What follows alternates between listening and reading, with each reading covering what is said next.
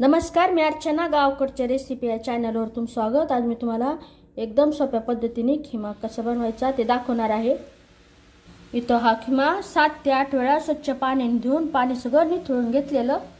वाटण्यासाठीचं साहित्य एकदम कमी, कोथिंबीर आणि अद्रक लसूण एवढंच आहे, पण फक्त भरपूर असं घ्यायचं. तेल टाकायचं, बारीक कट केलेला कांदा, कच्चेपणा जाईपर्यंत कांदा व्यवस्थित परतून घ्यायचा. यामध्ये अद्रक कोथिंबीर लसूण परतून घ्यायचं. यामध्ये हा खिमा टाकायचा, हळद टाकायची. हळद टाकल्यानंतर व्यवस्थित असं परतून घ्यायचं. कच्चेपणा जाईपर्यंत, थोडा रंग बदलेपर्यंत परतत राहायचं.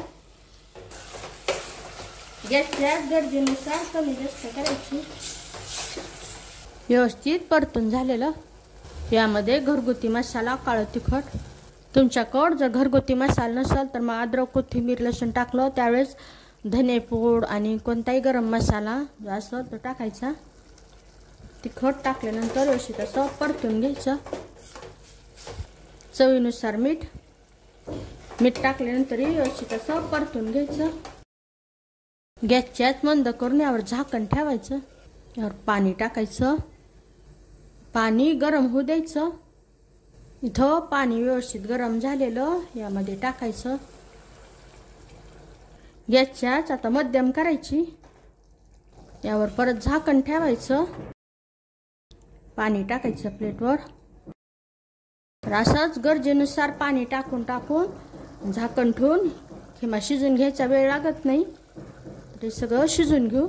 आणि हे वरचं गरम पाणीच टाकायचं, थंड पाणी नाही टाकायचं. खिमा तयार झालेला गॅस बंद करायचा.